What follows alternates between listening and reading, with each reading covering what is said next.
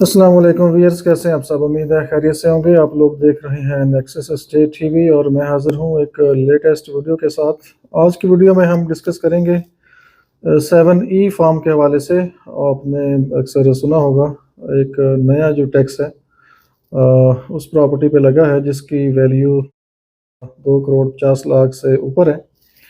तो डिस्कस करेंगे डिटेल में कि बहरिया इनक्लेव के अंदर कौन कौन सी प्रॉपर्टी इसकी ज़द में आती है और किस प्रॉपर्टी के ऊपर 7E फार्म अप्लाई होगा।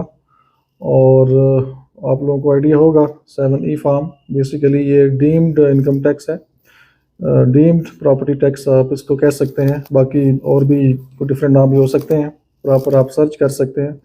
लेकिन जो मुझे समझ आई है वो मैं आपसे डिस्कस करूंगा। और बहरिया इनक्लेव के अंदर जो प्रॉपर्टी है इसके अंदर आती है वो कौन कौन से साइज़ हैं, कौन से सेक्टर्स हैं और हाउसेस कौन से इसमें आते हैं। तो आज की डिटेल डिस्कशन करेंगे इस फार्म के हवाले से। उम्मीद है आप लोग वीडियो को मुकम्मल देखेंगे ताकि ये एक इम्पॉर्टेंट इन्फॉर्मेशन है, आप लोगों को इसका पता होना चाहिए।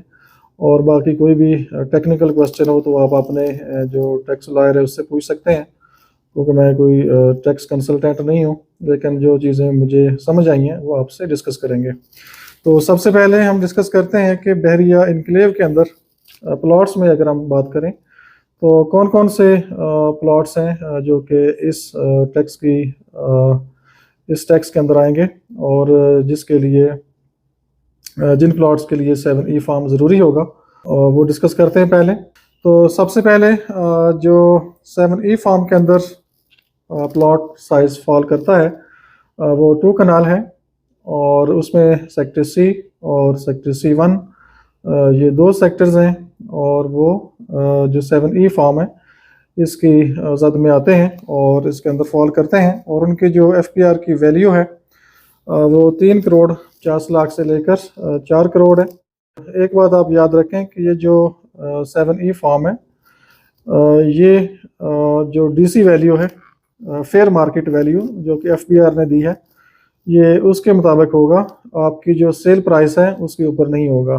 ठीक है, इसलिए जिनके प्लॉट्स जो FPR की वैल्यू है 2 करोड़ 50 उससे ऊपर जो प्लॉट होगा, जो प्रॉपर्टी होगी, ये 7E फार्म उसके लिए इम्पोर्टेंट है और उसके लिए 7E फार्म ज़रूरी है ऑब्टेन करना FPR से। और ट्रांसफ़र टाइम पे 7E फार्म आपके पास होना चाहिए। और ये बेसिकली बहरिया ने भी इसको अप्लाई कर दिया है। बहरिया में भी ये 7E फार्म एप्लीकेबल हो गया है 3/8/2023 से। इसके साथ नोट्स भी मैंने लगाया है, आप इसको देख सकते हैं। तो इसके बाद 2 कनाल के बाद जो साइज़ है वो 4 कनाल है और 4 कनाल की जो FPR की वैल्यू है या फेयर मार्केट वैल्यू है वो 8 करोड़ है, 8 करोड़ है। 8 करोड़ वैल्यू है 4 कनाल की। तो बहरिया इनक्लेव के अंदर अगर हम प्लॉट्स की बात करें तो 2 कनाल और 4 कनाल के ऊपर 7E फार्म अप्लाई होगा और इन सेलर्स को 7E फार्म ऑब्टेन करना होगा। और बाकी जो 5 मरला, 8 मरला, 9 मरला, 10 मरला, 1 कनाल, इनके ऊपर 7E फार्म अप्लाई नहीं होगा, क्योंकि जो 1 कनाल की फेयर मार्केट वैल्यू या FPR की वैल्यू है वो 1 करोड़ 75 लाख से लेकर मैक्सिमम 2 करोड़ तक है। उसमें सेक्टर A, B, C सबसे हाईएस्ट वैल्यू वाले हैं जिनकी FPR की जो वैल्यू है वो 2 करोड़ है। तो इसलिए जस्ट 2 कनाल और 4 कनाल जो प्लॉट साइज़ हैं बहरिया इनक्लेव के अंदर उनके ऊपर 7E फार्म अप्लाई होगा। तो इसलिए प्लॉट्स की जो सेल परचेज है 7E फार्म के हवाले से अगर हम बात करें तो बहुत ज़्यादा कोई असर नहीं पड़ेगा, क्योंकि जो ज़्यादा ट्रेडिंग होती है वो 5 मरला, 8 मरला, 9 मरला, 10 मरला और 1 कनाल की होती है। 2 कनाल और 4 कनाल की जो ट्रेडिंग है या सेल परचेज है वो बहुत स्लो है और बहुत रेयर है।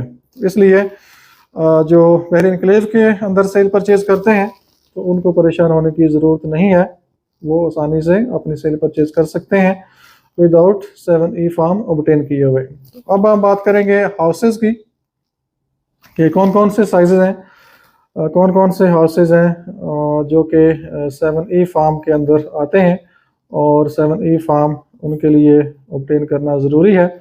तो सबसे पहले 1 कनाल का जो हाउस है उसके जो FBR की फेयर मार्केट वैल्यू है वो 2 करोड़ 65 लाख से लेकर 2 करोड़ 90 लाख तक है।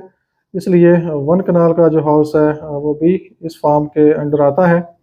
इस तरह से जो 2 कनाल है उसकी जो मार्केट की वैल्यू है 5 करोड़ 30 लाख से लेकर 5 करोड़ 80 लाख तक है। इस तरह से जो 4 कनाल है उसकी FBR की या fair market value 11 crore 60 lakh है। तो इसलिए जो हाउसेज हैं उनमें 1 कनाल 2 कनाल और 4 कनाल 7E फार्म के अंडर आएंगे और उनके ऊपर 7E फार्म अप्लाई होगा और इन सेलर्स के लिए 7E फार्म ऑब्टेन करना ज़रूरी होगा ट्रांसफ़र टाइम। और ट्रांसफ़र टाइम पे ये 7E फार्म आपको सबमिट करना होगा और जो भी इसका टैक्स आपने देना है कि वो जो टैक्स एप्लीकेबल होगा वो आप ट्रांसफ़र जो टैक्स होता है नॉर्मली हम पे करते हैं 3%, उसी के साथ ही आप वो टैक्स भी पे करेंगे। तो अब इसका फार्मूला क्या है, कितना टैक्स होगा? अगर मैं आपसे सिंपल बात करूं तो जो भी फेयर मार्केट वैल्यू है या FBR की वैल्यू है उसका 1% आपने 7E फार्म का जो टैक्स है वो देना है। डीम्ड इनकम टैक्स या डीम्ड प्रॉपर्टी टैक्स, जो भी नाम इसको आप दे लें। और फॉर एग्जांपल अगर आप प्रॉपर फार्मूले की बात करें तो जो मुझे समझ आई है उसके मुताबिक हम अज्यूम करते हैं 2 कनाल, अज्यूम क्या करना, एग्जैक्ट बात करते हैं।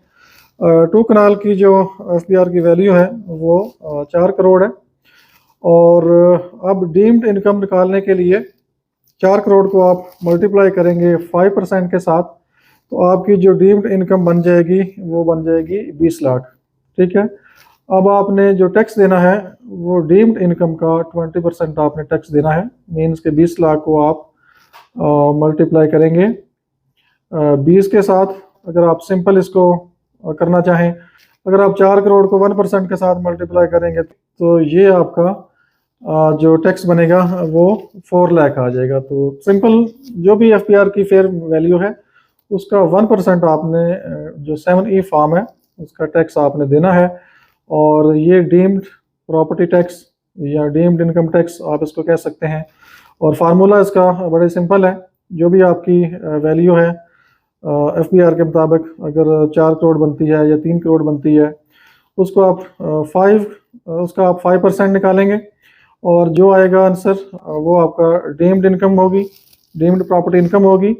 और उस इनकम को आप 20% के साथ मल्टीप्लाई करेंगे तो आपका जो आंसर आएगा वो आपका टैक्स बनेगा।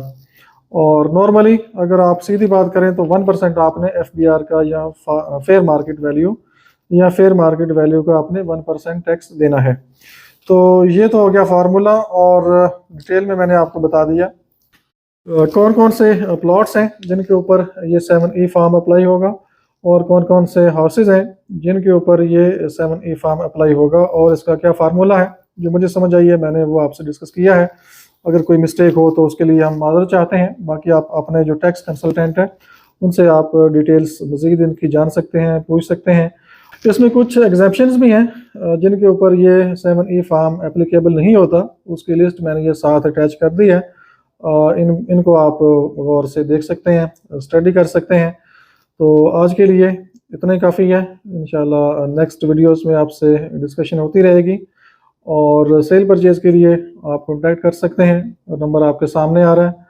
और बाकी नए लोगों से रिक्वेस्ट है जो फर्स्ट टाइम चैनल को देखते हैं चैनल को सब्सक्राइब करें, बेल आइकॉन पे ऑल नोटिफिकेशन पे ज़रूर क्लिक करें और इन्फॉर्मेशन अच्छी लगे तो वीडियो को लाइक कर लें और अपने दोस्तों को भी शेयर करें, क्योंकि ये एक इम्पॉर्टेंट इन्फॉर्मेशन थी जो कि आप सब लोगों के लिए जानना ज़रूरी है। और जो मुझे समझ आई थी मैंने आपसे वो चीज़ें डिस्कस की हैं। तो अपना बहुत सा ख्याल रखिए, हमें इजाज़त दीजिए। अल्लाह हाफिज़।